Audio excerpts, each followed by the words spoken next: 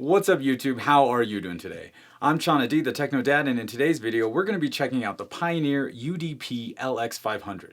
And we're going to get into it right after the jump.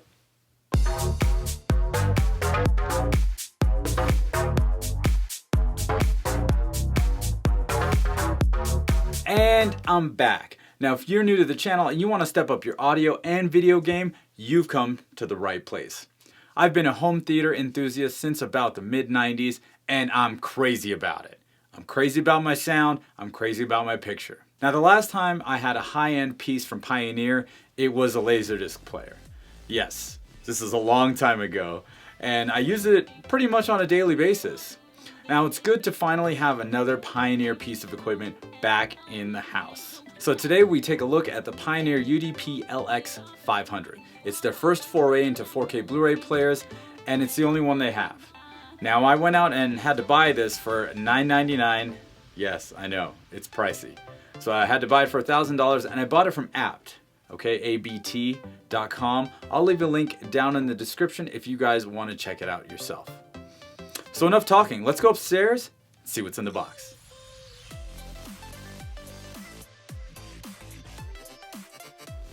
Alright, first thing I see is a 2-prong IEC power cable. There's a full function remote control and this thing looks really nice. There's a light button on the bottom right and I'll check that out later on in the video. We get 2 AAA batteries for the remote, little documentation package, and finally we get the LX500 itself.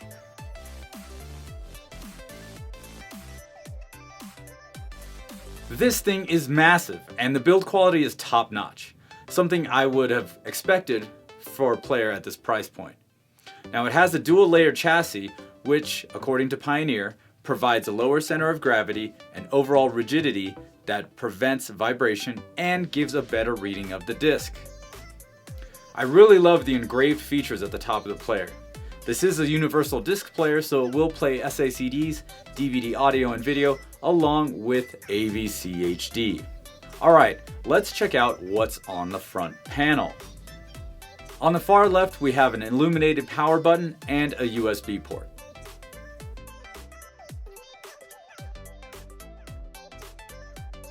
In the center, we have a nice large display, and below that we have the disc tray adorned with Pioneer's Elite logo. On the right side we have a direct button, open close, and your basic transport buttons like play pause, stop, fast forward, and rewind. A very nice clean look on the front panel. Alright, that's it for the front panel. Let's flip this around and check out the back. On the left we have a stereo analog output for those wanting to use the internal DAC for 2-channel listening. Next we have a network port, RS-232C connection, 0 signal, and 2 HDMI outputs. One for both audio and video, and the other for audio alone.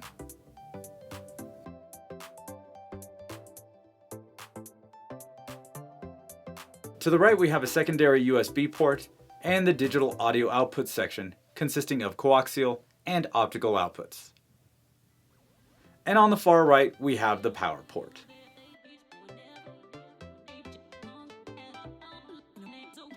Now for nighttime viewing, the LX500 has a couple of cool features. First is the light up remote, which is really cool. And second is the dimmer setting on the front display.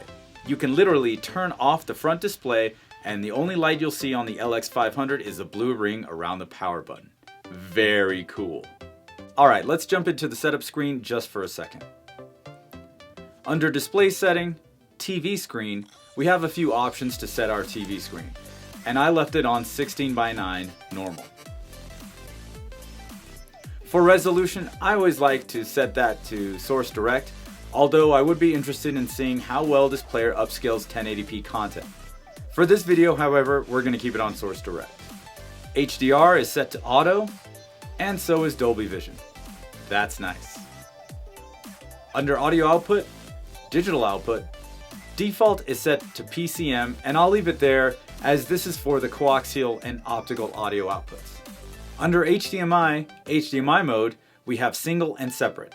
So if you're using both HDMI outputs, one for video and the other one for audio, you will have to set this to separate. I will be using only one HDMI output for both audio and video, so we need to keep this at single. Color space is already set to 444. HDMI deep color is already set to auto. And HDMI audio out is already set to bitstream, so we will get Atmos and DTS-X without having to change any of the default settings. Also, very nice.